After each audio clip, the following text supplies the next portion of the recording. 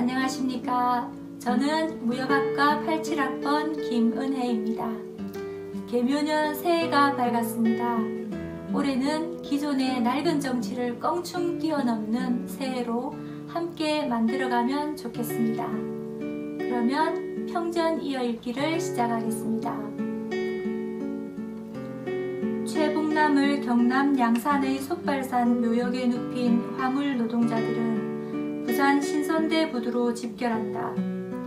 어렵사리 노정협상을 진행해 15개 항의 합의를 가져온 김종인 의장은 신선대 부두에서 조합원들 앞에 선다. 이곳에 모인 화물 노동자들은 총파업 강행을 요구했다. 호주머니에는 분노의 돌멩이가 있었다. 김해 지회장을 잃은 화물 노동자 가슴은 어떤 합의문으로도 달랠 수 없었다. 물병이 단상으로 날아왔다. 다시 물류를 멈추고 세상을 바꾸는 투쟁을 이어갔다. 5월 8일부터 부산항에 컨테이너 물량이 높이 쌓였다. 부두에는 빈자리가 차츰 줄어들었다. 수출을 위해 부두로 들어와야 할 컨테이너도 해외에서 국내로 들어온 컨테이너도 화물차가 멈추자 꼼짝하지 못했다.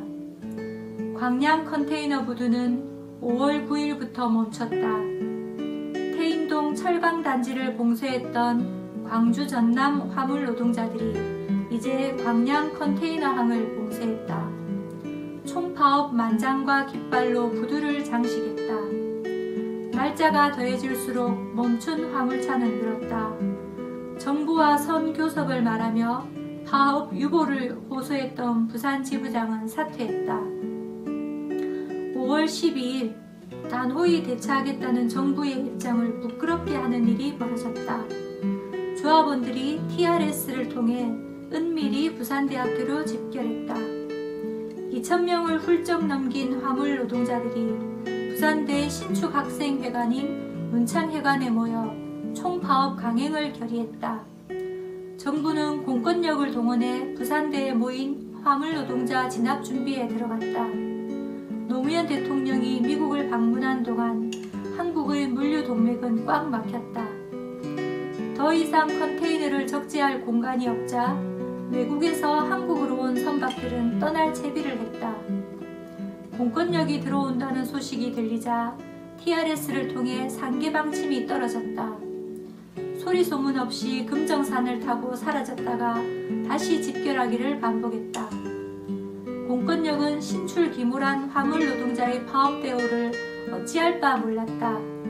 기자들도 화물 노동자의 움직임에 당황했다. 기자들이 인맥풀을 동원한 정보력은 먹히지 않았다. 당시 중앙일간지 기사의 한 대목이다. 장기적인 집단 농성 태세를 보이다 13일 새벽 부산대에서 감쪽같이 사라진 2,000여 명의 화물연대 조합원들은 어디로 갔을까? 이들이 단순한 조직 통제력의 약화로 해산한 것인지 경찰력 투입에 대비해 전략적으로 일부 후퇴한 것인지에 따라 앞으로 물류 대란의 양상은 달라질 수밖에 없다.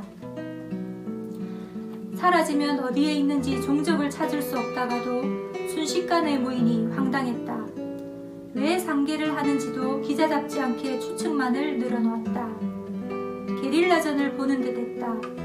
신선대 부두에 차를 두고 떠난 화물기사들은 자신의 차를 가져갈 생각이 없는 듯 했다. 차적 조회를 하고 견인 방침을 세웠지만 화물 노동자는 아랑곳하지 않았다.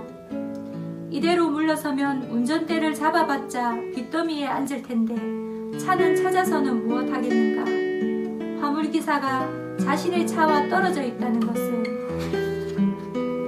배수의 진을 쳤다는 말이다. 그야말로 결사항전이다.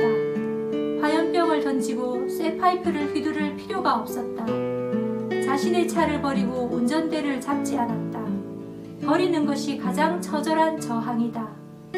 조합원의 힘에 의해 협상의 기선을 잡은 화물연대 간부들은 5월 14일 조합원들에게 문자 메시지를 전달했다. 오전 9시까지 침낭을 준비해 부산대로 집결. 얼마 전 화물 노동자들의 파업이 있었습니다. 2003년 파업을 시작으로 해서 20여 년이 지난 지금까지도 화물 노동자들의 처우는 개선되지 않고 있는 듯했습니다. 안전운임제도 제대로 지켜지지 않고 있죠. 저는 이번 파업을 보면서 연대의 중요성, 연대의 필요성을 다시 한번 절감했습니다. 노동자, 농민, 서민들이 하나로 단결할 때 우리는 승리할 수 있을 것입니다. 그러면 다음 평전 읽기를 넘기겠습니다. 87년 6월 항쟁 시기 새내기 시절인 우리를 항쟁의 뜨거운 그 속으로 이끌었던 제 동기 무역학과 87학번 강학수 동문에게 챌린지를 넘기겠습니다. 동문 여러분, 올 한 해 모두 건강하시길 바라겠습니다. 감사합니다.